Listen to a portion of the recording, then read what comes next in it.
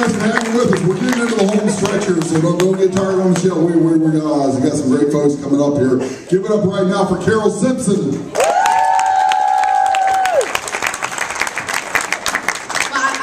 For the comedian before me, because I also have twins, and you're gonna make it. Mine are a decade old now, and every day they still surprise me with just something crazy. And thank God it's good for material, because they're sure as hell not cleaning their room. A few years ago, I was diagnosed with thyroid cancer, and luckily it's the good cancer, and the good cancer. When I was having surgery, I was telling my oncology surgeon, I said, you know, what are the complications? He goes, well, it's the good cancer.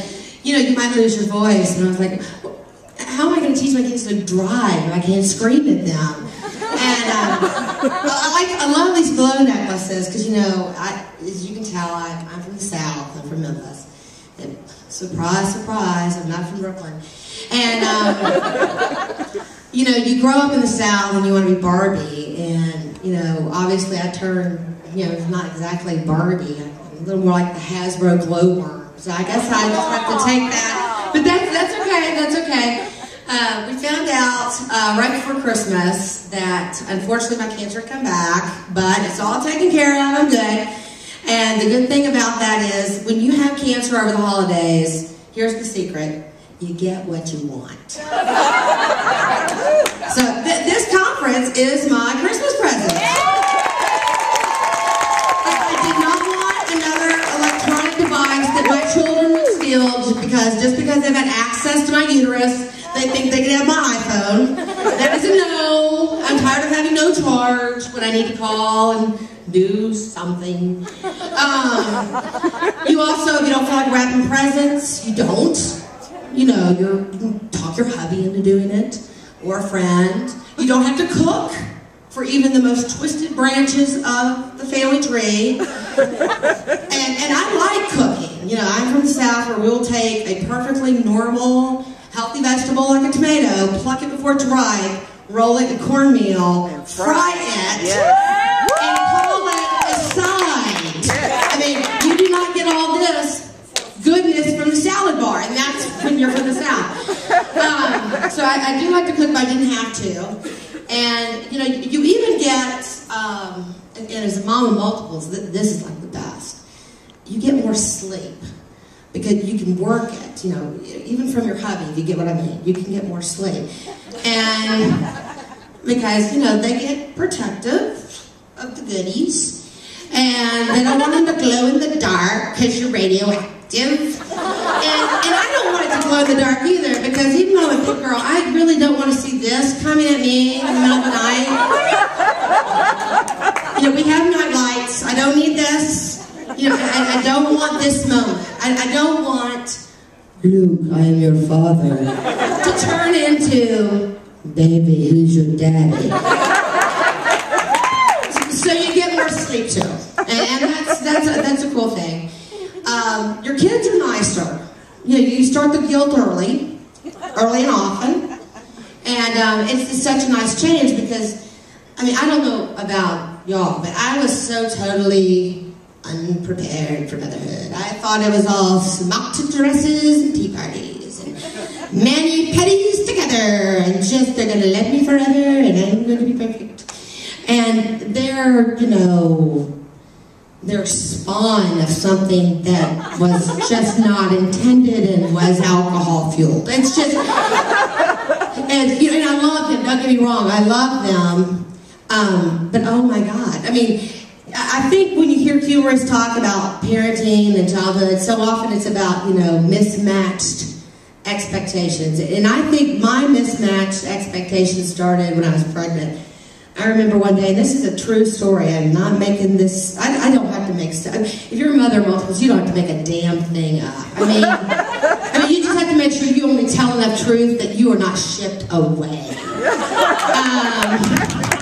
And it's true. I mean, if people really knew, it's like, oh God, how do you do it? You're like, lower the bar. And they're like, your standards, no, the bar? If everyone's drunk, we go to bed on time. So, you know, I pull up and I'm running late. which is funny because people do this for a long time. And my husband, who's very punctual, he's a banker. You know, that used to be cool, and now after the whole financial thing, it's kind of like, my husband's a banker, you know, and instead of, my husband's name has changed, my husband's part of the fall of Western civilization. But, he makes commercial loans. But, so, you know, he's there, he's the only man without a female in this birthing class in the South, so he's, you know, not real happy that I'm running late. And I walk in, and he's like, where are you? You know, when he realized I'm okay, we'll give him that. He's, where are you? Where have you been? And I said, I got stuck in the car. Now, I don't mean stuck in the car like there was something wrong. I just mean I had completely underestimated my girth. I pulled up in a spot, and of course it's under a security cam because that's my life. And I open the door, and I think, and you're gonna need a poise pad. I think to myself, if I suck it in, I can get through here. My kids were born 6 weeks early, and they were still 5'12" and 4'9", and I'm only 5'4". I needed my own zip code. I had passed maximum density. I hadn't seen my feet in a really long time. I was a weeble. I actually fell over once putting on my shoes, and I put one leg out and get it on terra firma, and that's when I realized I can't hold my breath anymore because I've got baby from boob to crotch. And the one that I didn't know had ADD wants to wiggle. So I exhale. Well, now I'm wedged. The front of my stomach is against the inside of the door, and my ass is pressed so far into the jamb of my door, it is like a cheap Christmas ham. I am stuck in this car thinking, oh my God, this is how I'm going to die.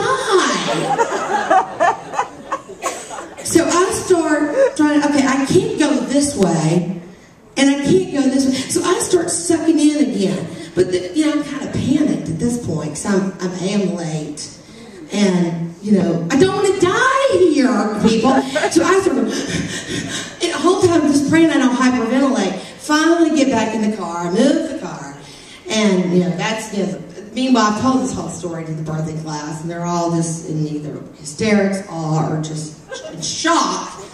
And I realized, you know, the one good thing that came out of this is it's so important to make other people laugh. And I know in my heart that my 15 minutes of fame is in the Rent-A-Cop Video Hall of Shame.